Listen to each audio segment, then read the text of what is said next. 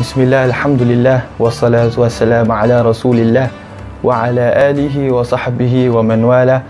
Assalamualaikum warahmatullahi wabarakatuh.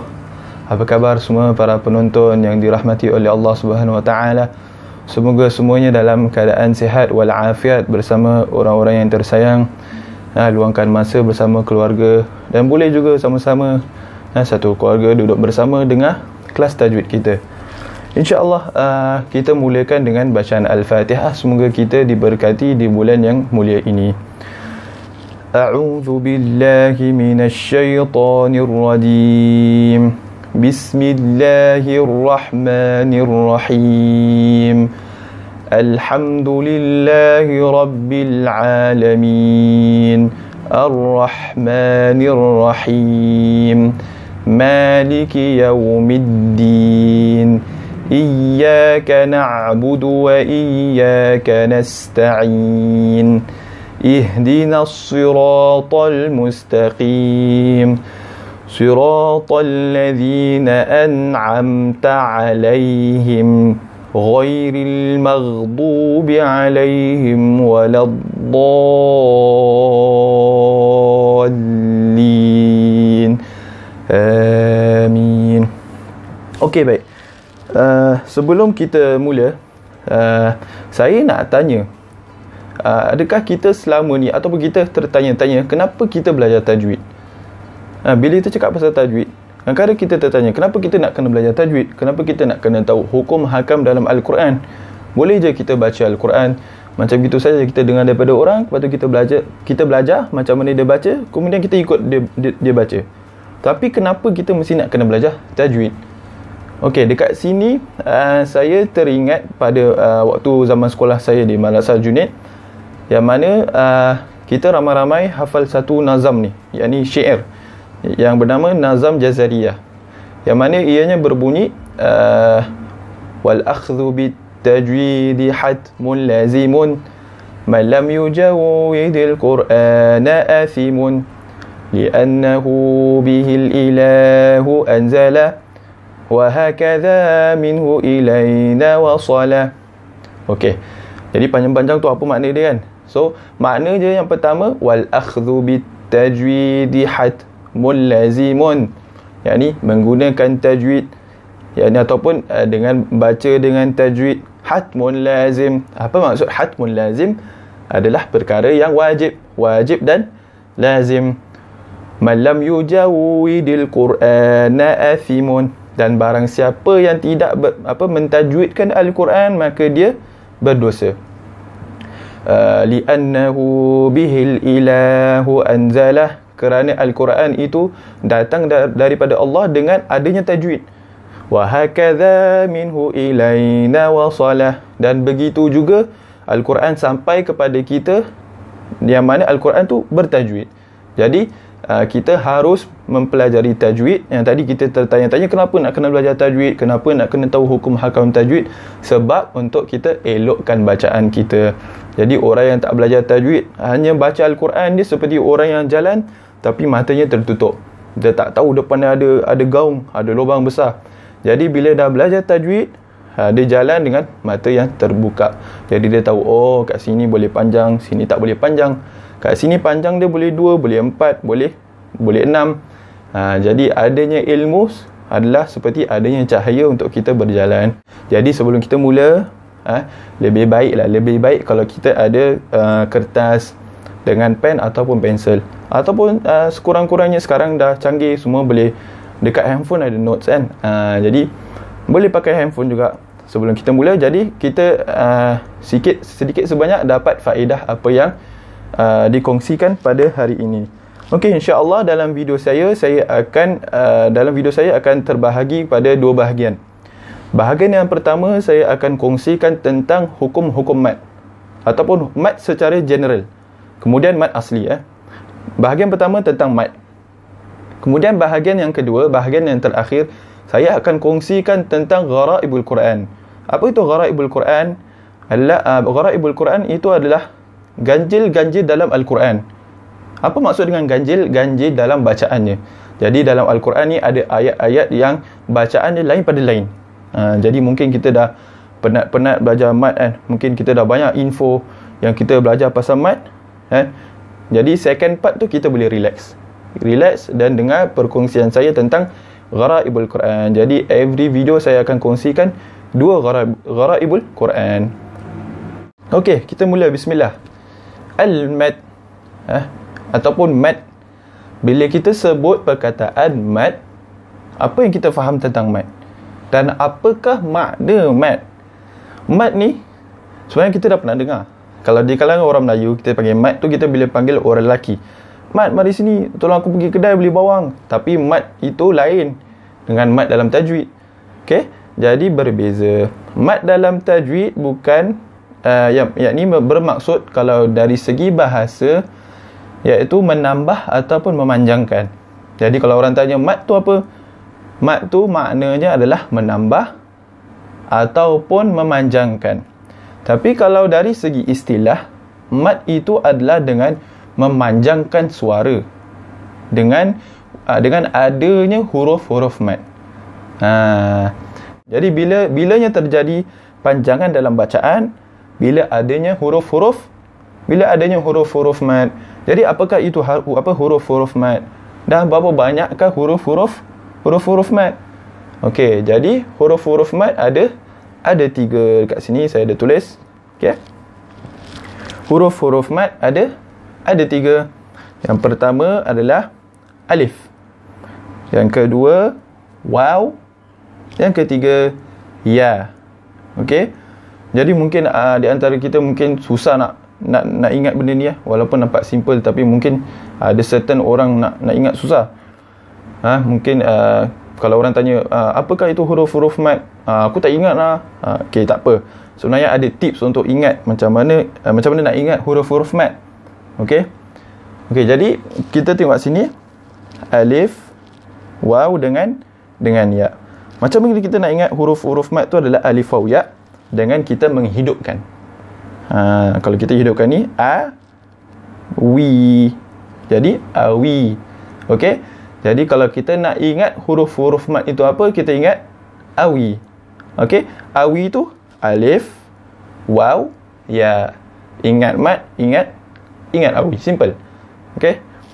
Dia sebenarnya simple je. Jadi lepas ni kalau kita pergi mana-mana ke kan, kita pergi kedai, kita ingat barang-barang kita nak beli, sekali ada orang datang tepuk kita, bang, huruf-huruf mat tu apa? Jadi kita dah boleh jawab, ingat mat, ingat awi. Nampak? Kita dah level up kan. Kita dah tahu huruf-huruf mat itu apa. Okey, baik. Jadi ini huruf-huruf mat. Jadi tadi kita sebut mat itu istilahnya adalah dengan memanjangkan suara dengan adanya huruf mat. Okey, jadi antara contoh dia adalah macam gini. Kita baca qala, yaqulu, qila. Okey. Jadi terjadi yang panjang dalam bacaan ini sebab adanya huruf-huruf mat. Ada alif, ada waw, ada ya. Okey, jadi sebab itu kita panjangkan. Lagi sekali. Qala, yaqulu, qila. Okey. Jadi mat ini secara asasnya, okey, tadi kita dah clear. Mat ini secara asasnya terbagi kepada 2. Mat yang berlaku atau panjang dalam bacaan itu berlaku dengan semula jadinya, tidak terkait dengan apa-apa sebab. Ini dinamakan dengan mat asli. Adapun mat ataupun panjang dalam bacaan itu terkait dengan sebab hamzah ataupun sukun. Ini dinamakan dengan mat far'i. Okey, mat asli dengan mat far'i. Okey, mungkin ada banyak terms kita belajar hari ini, tapi tak apa. Yang mana kita fokus pada hari ini adalah mat asli. Okey, jadi mat asli. Bila kita sebut mat asli, apa kita faham tentang mat asli? Apakah makna mat asli? Kalau tadi kita dah faham mat itu apa? Mat itu memanjangkan atau menambah, memanjangkan suara bila ada huruf-huruf mat. Itu makna mat. Tapi asli, makna mat asli ni apa sebenarnya? Kalau kita tengok dari segi bahasa, mat asli maksudnya atau maknanya adalah asal. Asli itu adalah asal. Asal. Asal, bahasa dia asal. Asal makna dia asal. Sebab panjangnya dalam bacaan itu pada asalnya ataupun sekurang-kurangnya adalah 2 harakat. Jadi sebab itu dinamakan dengan mad asli. Sebab mad asli semuanya panjang dia adalah 2 harakat je, tak lebih.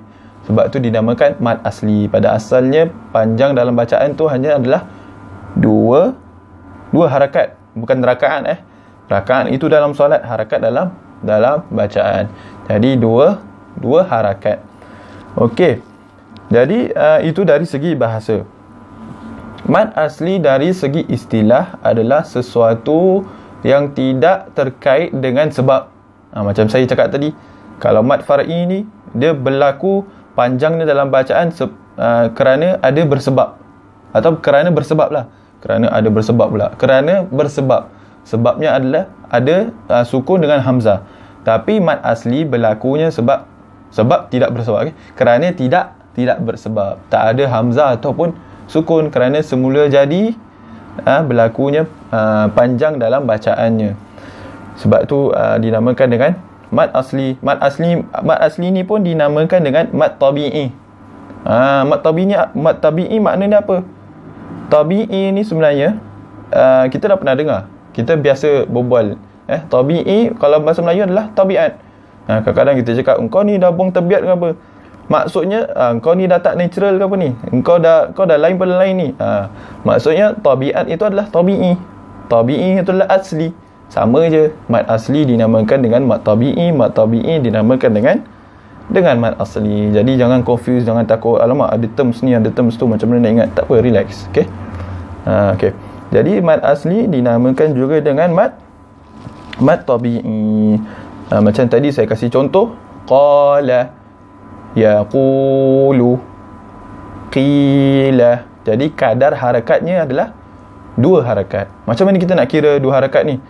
Bila kita baca, kita nampak mad asli ni, macam mana kita nak panjang dia? Maksudnya berapa lama dia punya panjang tu? 2 harakat. Boleh je saya baca qala, saya kira 2. Itu kira 2 harakat tak? Itu kira 2 harakat ke tak? Itu tidak kira 2 harakat. Caranya adalah dengan membaca qala. Begitu. 2 harakat. Yaqulu, qila. Dan antara kesilapan yang biasa orang buat bila baca mad asli ni atau 2 harakat, mereka akan tersilap pandang. Mereka akan baca dengan 1 harakat. Qala, yaqulu, qila. Itu tak cukup. Itu tidak dikira mad. Sebab mad asli pada asalnya atau sekurang-kurangnya 2 harakat. Jadi kita baca qala, yaqulu, qila. Jadi itu kadar harakatnya. Okey, baik, kita dah clear semua tentang tadi. Mad pada asasnya ada 2, mad asli, mad far'i. Jadi mad asli tu apa, gerbak-gerbuk. Okey. Sekarang mad asli ni ada keadaan-keadaan dia. Yang tadi kita clear kita dah faham. Okey, nanti boleh revise. Sekarang ni mad asli ada keadaan-keadaan dia. Mad asli ada 5 keadaan. Kalau kita tengok dekat sini whiteboard, mad asli ada 5 keadaan. Yang pertama, mad asli itu berlaku bila di dalam keadaan wasal dan wakaf. Sama ada dalam keadaan wasal ataupun dalam keadaan wakaf, dia akan berlaku panjangnya dalam bacaan. Apa makna wasal, apa makna wakaf? Okey, sabar. Wasal maksudnya adalah kita nak sambung dalam bacaan kita. Kalau wakaf maksudnya kita nak stop dalam bacaan kita. Contoh dalam surah Al-Fatihah, kalau saya baca wakaf, yang ni stop, maksudnya saya stop tengah-tengah ayat tu. Alhamdulillahi Rabbil Alamin ayatnya. Kalau saya baca wakaf, saya akan baca Alhamdulillah. Maknanya saya stop situ. Stop maknanya wakaf. Wakaf maknanya stop. Okey. Wasal maknanya sambung. Jadi saya kalau baca dengan sambung, Alhamdulillahi Rabbil Alamin, itu wasal. Kalau wakaf tadi stop. Okey, ini yang tadi tu contoh wasal dengan wakaf. Jadi mad ini Ada keadaan dia, antara keadaan dia ada mad yang berlaku sama ada dalam keadaan wasal dan juga dalam keadaan waqaf. Yang ini dinamakan dengan mad tamkin. Okey, jadi bawah mad asli sebenarnya ada 5 mad. Okey, jadi dalam keadaan ni dinamakan dengan mad tamkin. Jangan takut akan ada banyak terms, tapi saya akan terangkan satu persatu. Okey, jangan takut ada banyak terms baru. Okey. Yang kedua, mad itu berlaku bila bila dalam keadaan waqaf. Bila kita nak berhenti baru dia panjang. Kalau kita sambung dia tak panjang. Okey. Bila kita berhenti baru dia panjang. Bila kita sambung dia tak panjang. Panjangnya dalam bacaan bila dia waqaf. Ini dinamakan dengan mad iwad. Okey. Tadi mad tamkin, ini mad iwad. Tak apa. Tulis je dulu terms. Saya akan terangkan satu persatu. Yang ketiga, mad ini berlaku di dalam keadaan wasal. Wasal tadi tu apa? Yakni bila kita nak sambung ayat baru dia jadi panjang dia dalam bacaan. Kalau kita stop, dia tak panjang. Bila kita sambung, dia panjang. Itu dinamakan dengan mad silah sughra. Okey, ini hanya introduction dia. Kemudian yang keempat, mad ini berlaku dia tak ada kena-mengena dengan wasal ataupun waqaf. Tapi mad ini dalam keadaan dia ada di awal surah. Ke awal surah dia ada. Ini dinamakan dengan mad asli harfi. Okey, mad asli tadi kita dah faham apa tu mad asli. Harfi maksudnya huruf. Okey, ni nanti saya akan terangkan. Kemudian yang terakhir, mad pada keadaan yang khas. Keadaan khas ni maksudnya tidak ada kena-mengena dengan wasal, dengan waqaf, tidak ada kena-mengena dengan awal surah. Ini khas tersendiri. Dari sini keluarnya mad badal. Jadi ada 5 keadaan bawah mad asli. Mad tamkin, mad iwad, mad silah sughra, mad asli harfi, mad badal. Dan insya-Allah pada hari ini kita akan fokus dekat mad tamkin. Okey, baik. Sekarang tentang mad tamkin.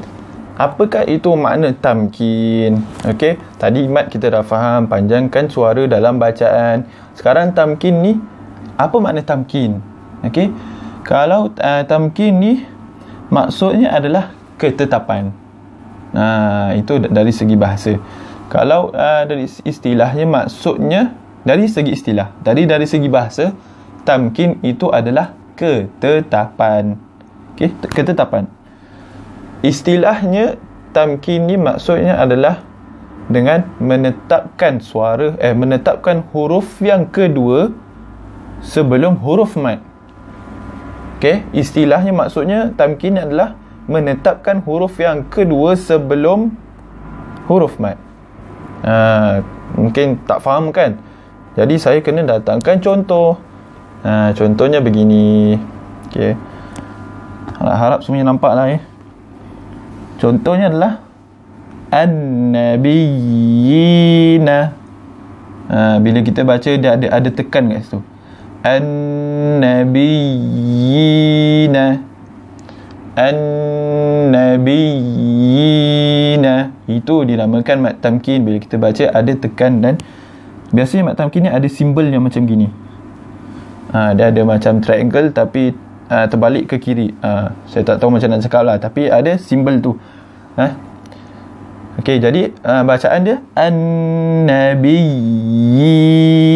2 harakat. Kenapa kena baca begitu? Dan apa kena mengenai dengan istilah? Istilah tadi cakap nak menetapkan huruf yang kedua sebelum huruf mad. Okey, kita tengok dekat sini. An-Nabiyina sebenarnya ada 3 ya. Jadi kita pecahkan. Tengok kat sini ada ya sabdu dengan ya mad. Ya sabdu ni sebenarnya ada 2 ya. Kita ambil ya sabdu, kita pecahkan dia. Ya sabdu dengan ya mad. Okey. Ya sabdu sebenarnya ada 2 mad. Biasanya huruf yang ada sabdu ni ada 2 huruf. Jadi huruf yang pertama adalah ya yang mati. Kemudian ya baris bawah. Jadi bila ya mati, ya baris bawah ni cantum, jadi ya yang bersabdu baris bawah. Okey, jadi ya yang bersabdu ada dua huruf. Kemudian selepas ya yang bersabdu atau bersyaddah ini datangnya ya mat. Jadi ya mat ni apa? Ya mat adalah antara huruf-huruf mat tadi, awi, alif, waw, ya. Jadi istilahnya adalah menetapkan huruf yang kedua sebelum huruf mat. Apa maksudnya? Kita tetapkan huruf yang kedua. Huruf yang kedua kat sini nampak? Ni number 1, 2, 3. Huruf yang kedua. Sebelum huruf mat. Ini huruf mat. Jadi sebelum dia, jadi kita tekankan dekat kasrah dia. An-nabiyina. Okey. Jadi itu yang dimaksudkan dengan mat tamkin. Ada misal lain. Contoh misalnya huyitum. Nampak? Ada 3 ya juga. Ya sabdu ada 2 ya dalam dia. Kemudian ya mat.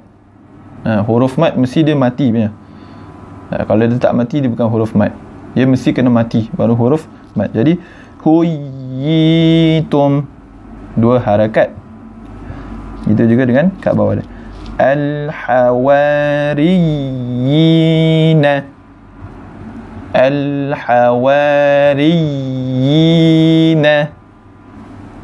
Jadi mat tamkin ni bacaan dia ada tekan kat situ. Okey.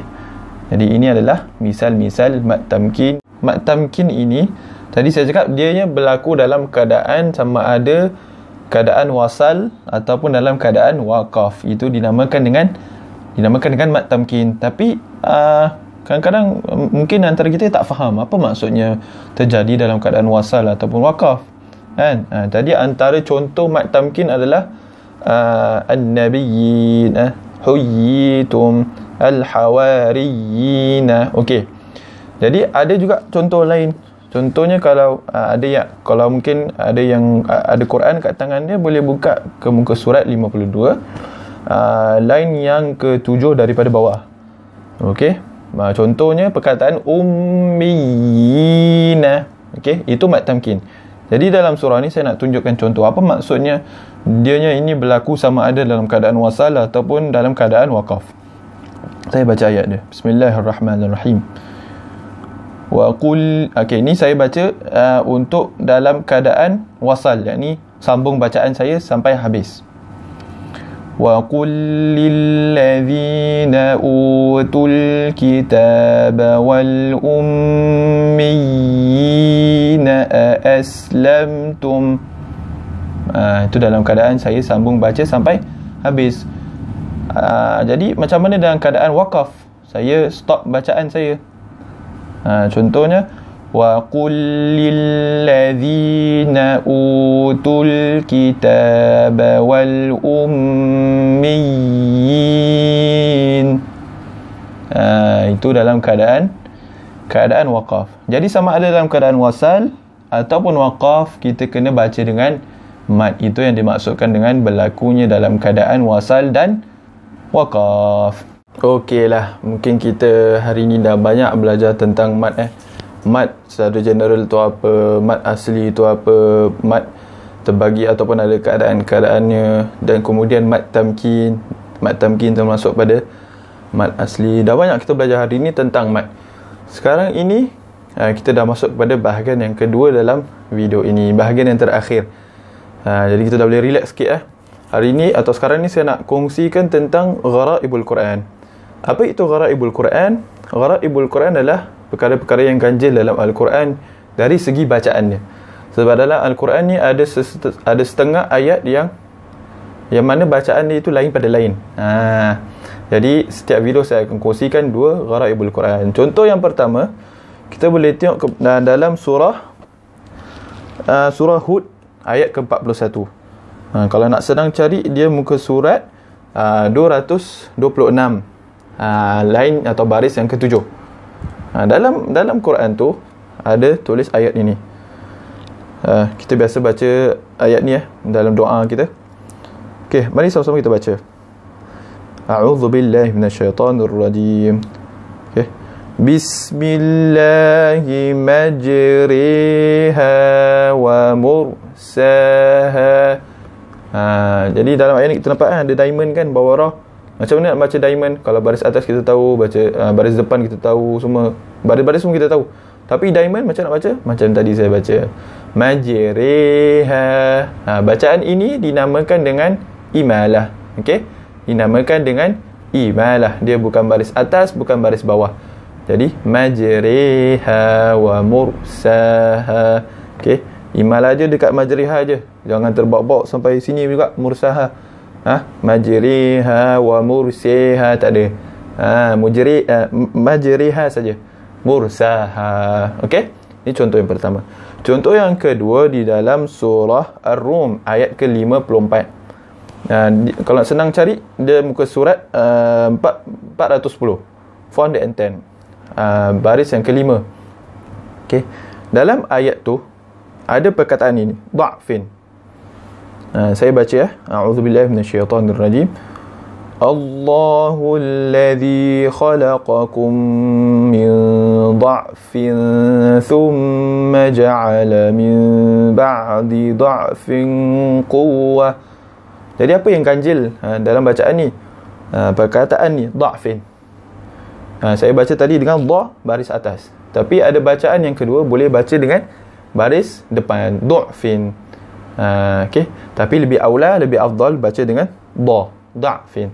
Kalau dengan dha bacaan dia Allahul ladzi khalaqakum min dha'fin thumma ja'ala min ba'di dha'fin quwwah.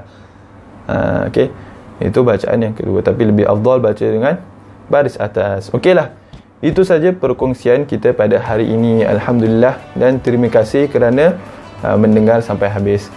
Okey, jadi semoga kita dapat berjumpa lagi di minggu hadapan dan selamat berehat.